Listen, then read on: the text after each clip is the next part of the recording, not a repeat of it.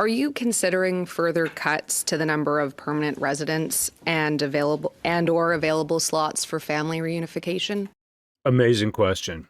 Are you going to cut the number of PRs, permanent residents coming in, or are you just talking about a 10% reduction in student visas? Is that all you're talking about? Because so far, that's really all they're promising. We accelerated hiring, we created jobs, we supported Canada's small businesses.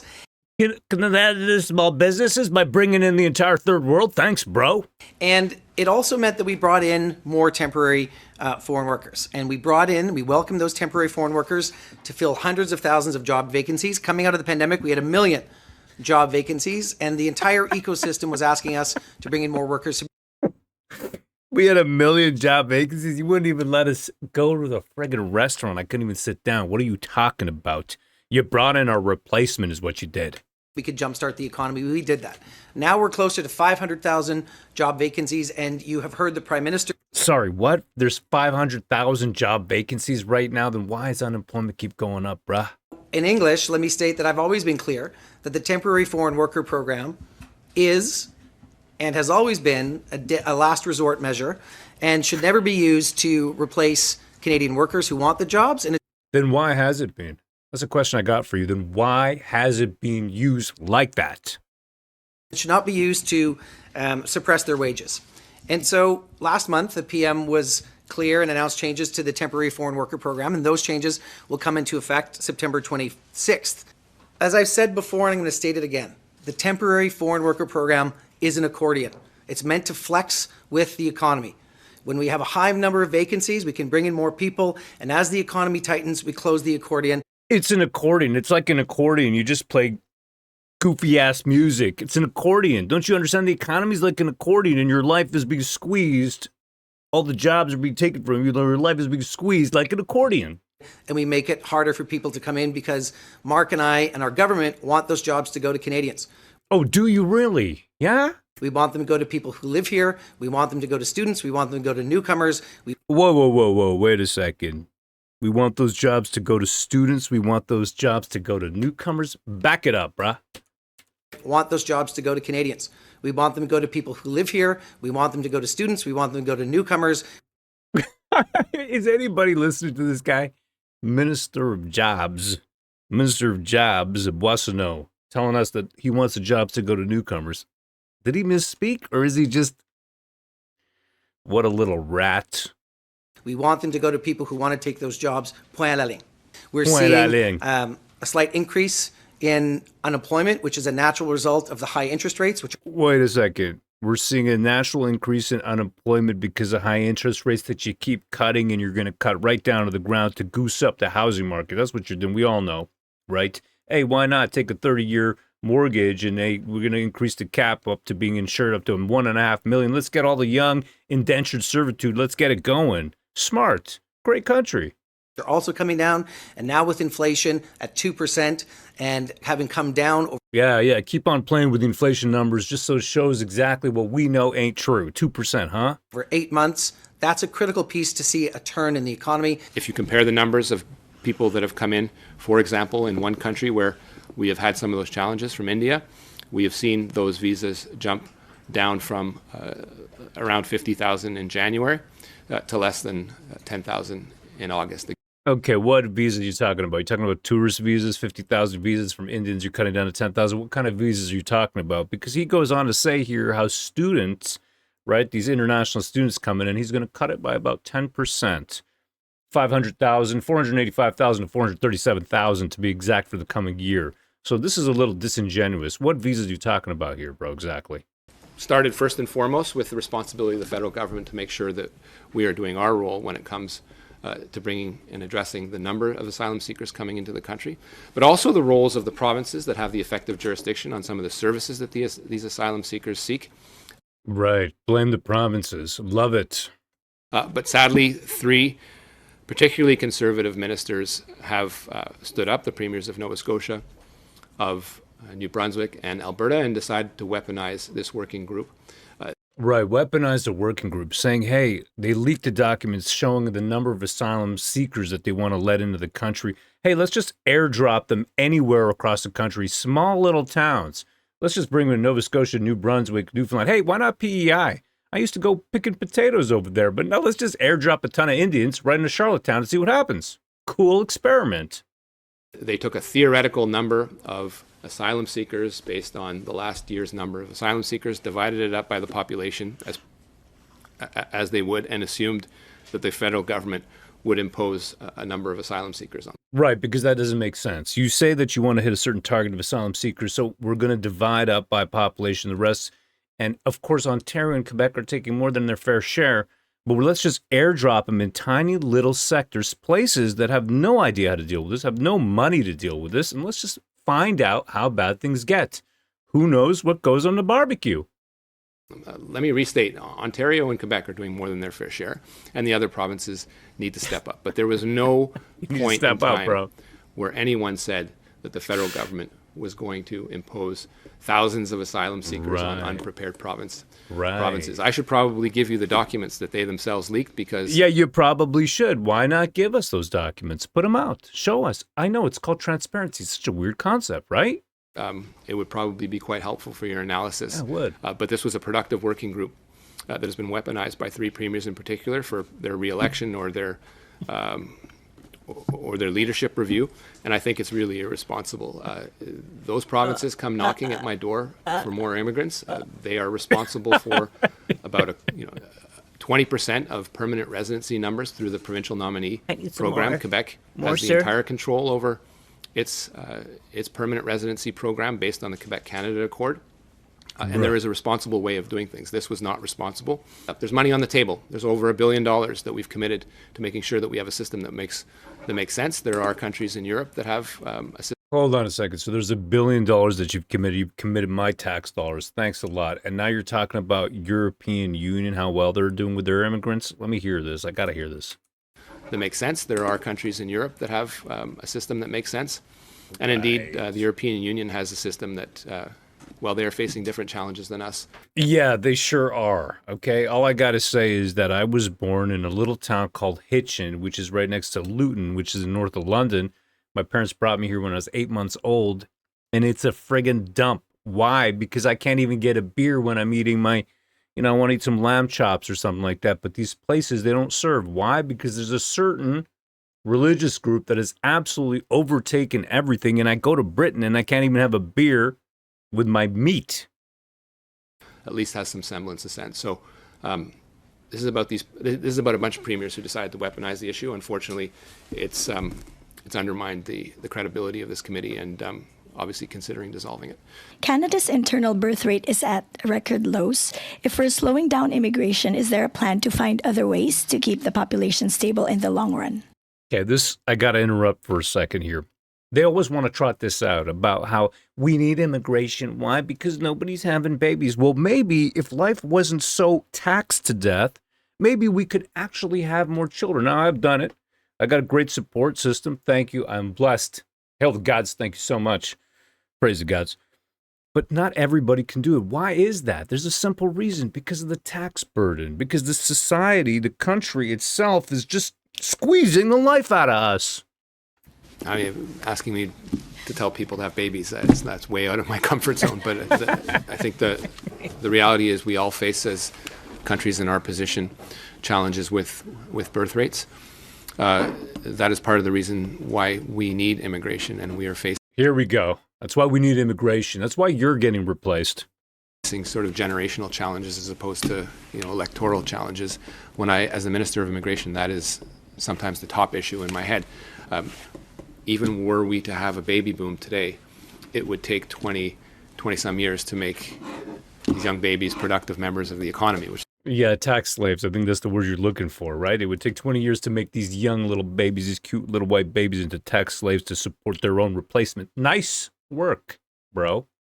It's probably the last way you look at them when you have birth. It's a beautiful event, but that's reality. So we would still need immigrants regardless, even if we had a massive baby boom for them.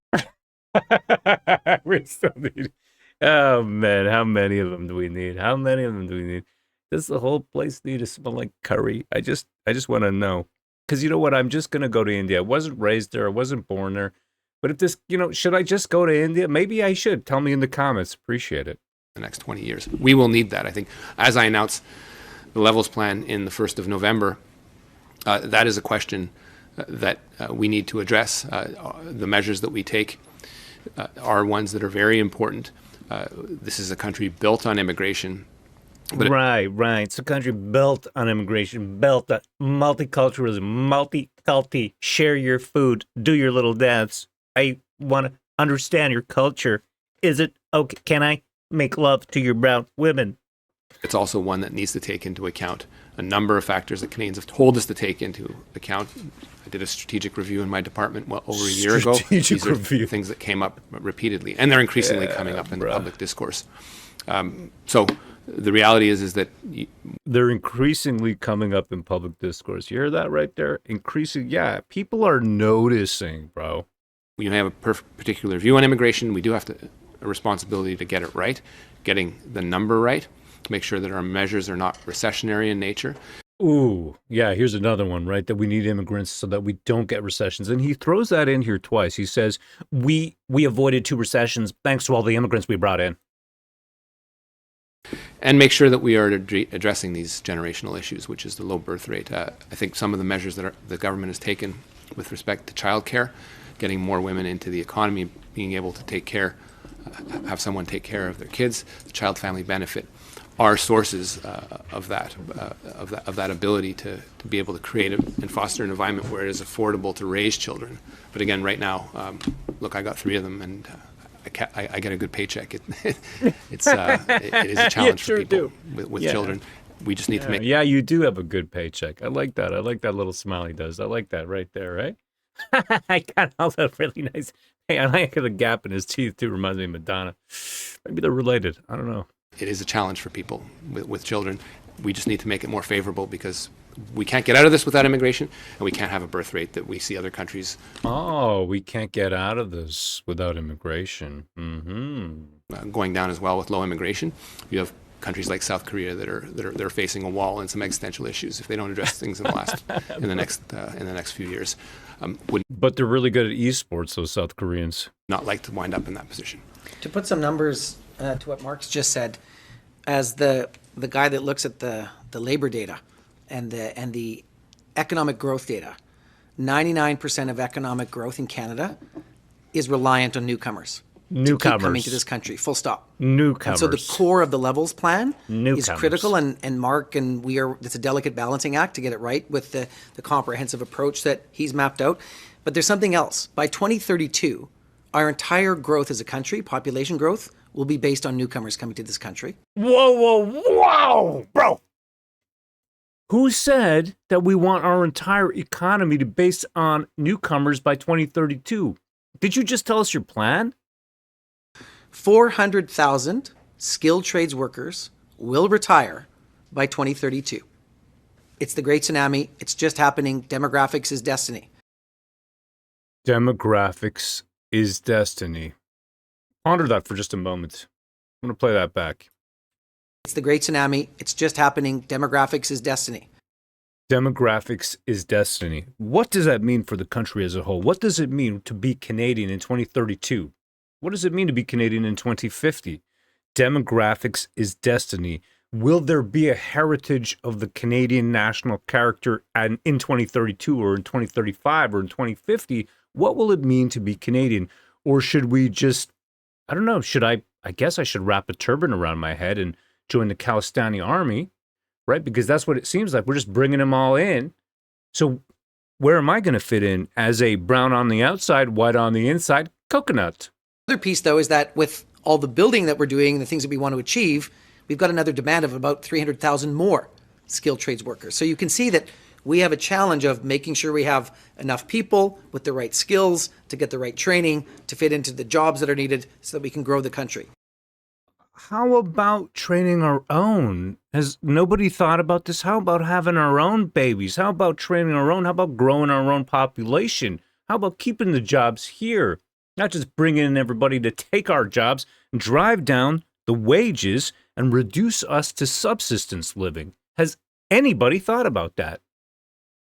And that's why Mark and I and our departments are working so closely together. And we have broken down silos between our ministries so that immigration and labor market needs are very closely tied together. Great. Sounds like you're really good butt buddies. Are you considering further cuts to the number of permanent residents and or available slots for family reunification? Amazing question. Are you going to cut the number of PRs, permanent residents coming in, or are you just talking about a 10% reduction in student visas? Is that all you're talking about? Because so far, that's really all they're promising. 10%, 10 to 12%, 487,000 students in 2024 coming, dropping down to 437. I think it's 485,000 to 437,000. 50,000 less. That's just a drop in the bucket, 10%. We're still going to get just about 450,000 people coming in 2025. And now, so what about PRs? Are you going to stop them? Are you going to stop just throwing the country to the third world? What are we doing even here? For November 1st for that. Well, sorry, what, a hand wave? That's the answer we get? November 1st for that? But is that something you're considering? I will. Well, I'm considering lots of things, but any reduction, I need to say, there's no discussion that's been had at cabinet, so I'm only one of the voices here. We're putting together a number of propositions with respect to what the levels plan looks like for the next 3 years. Bruh. And those choices will be ones that we have to decide in cabinet, but you'll know on November 1st. But Okay, I'm going to know on November 1st. That's okay, great, okay. That I know the Bloc has said that they are looking for is giving more control of the immigration system, especially around asylum, to Quebec. Is that something that you think you would consider in exchange for their support on a confidence vote? not a chance. Oh, Billy Big Balls, another one. See that? He's seen Jagmeet. Ooh, they're tough guys now, eh? You're going to S it. I'm going to tell you why. Because they're going to have to go with the Bloc. And those guys, the Quebecers, they want control over their own. That's what they want. They want French language speakers. Man, I grew up there. I grew up in Montreal. These guys are heavy duty. That's all there is to it. They got different rules and regulations, and they don't care what the rest of Canada is doing. That's just how it is. But you want to play Billy Big Balls, huh, Mark? Not a chance. You're going to need it. You're going to need the Bloc support. Don't BS us. The volume of immigration, temporary or permanent, has an impact on affordability, but it's been very sort of hard to pin it down, and there's no economist that can actually do that in a quantitative way. It becomes more of a qualitative assessment. Wait a second. You're telling me that it's a qualitative assessment, not a quantitative one, as to the impact of the immigrants coming into this country on housing, on the cost of rentals. Is that what you're really telling me? On the job market, that there are no economists who are compiling data, therefore there's no quantitative data. It is strictly qualitative. It is how we feel. That's what you're telling me, Mark Miller? That you have so many people as stats can, and yet you cannot put together numbers to ascertain the impact of these people upon our own population? But we're working on it. We know that that volume needs to come down. We know that the system's gotten overheated, and particularly in the area of international students and the postgraduate work permits that come with it. So what you've said today is that the number of international students are going to be dropping by 485,000 to 437,000. That's what you're telling me. 10% reduction. That's what you're giving us. 10% reduction, a drop in the bucket. And you have no quantitative data to support any of your claims. It is simply qualitative. It is about how we feel rather than the facts on the ground, that our own people cannot get jobs, do not have housing, and are living in the streets like dogs. But when we last spoke, it was at cabinet, and you were entertaining the possibility or broaching the possibility of looking at the permanent stream of immigration as well. Right after that, I interviewed Mike Moffat, who was presenting to you in cabinet, and I asked him. This is exactly the point right over here, the permanent stream, permanent residents. Are you considering reducing the number of permanent residents, or are you simply committed to a complete demographic shift over the entire country, a complete replacement over the European stock that has been here, built this country, turned this nation into Canada, a global leader, a place everybody wanted to come to? But hey, why don't we just shift everything and change the national character, because we're living in a post-national state? That sound reasonable to you? Well, currently we're looking at a number of options, Vashi, and I'm not going to speak out of turn. We still have to have this discussion in cabinet, but here we go again. You're not going to tell us if you're going to reduce a number of permanent immigrants. You're just telling us you're going to reduce students by 10 to 12%. That's it. And this is after an incredible increase over the last couple of years. And we're sitting at 485,000 new study permit issued. We're going to reduce that simply to 437,000 and expect things to seriously change. 10 to 12% reduction. Is anybody listening at all in the government? Prime Minister Justin Trudeau government is considering a plan to send 4,600 asylum seekers to New Brunswick without providing any financial assistance or any opportunity for us to have the ability to build the resources and the capability to manage. Keep in mind that we currently have just under 400 asylum seekers in the province. Let's just put them all in Springfield. Thank you so much for your time. If you like this content, be sure to subscribe to rowuncensored.com. Really appreciate it. By the way, I'm a comic book maker. RacistAngel.com. That's one of my comics. My latest comic coming out. I got number 2 coming out right after this. Crash the System, an amazing comic that cannot be published anywhere, that shows where we're going in the next 10, 20 years. And we just can't talk about this online so easily, right, without being shut down. In any case, I appreciate you very much. Thanks for your time. Share this content, copy it, download it, save it, do whatever. Appreciate it. Thank you so much.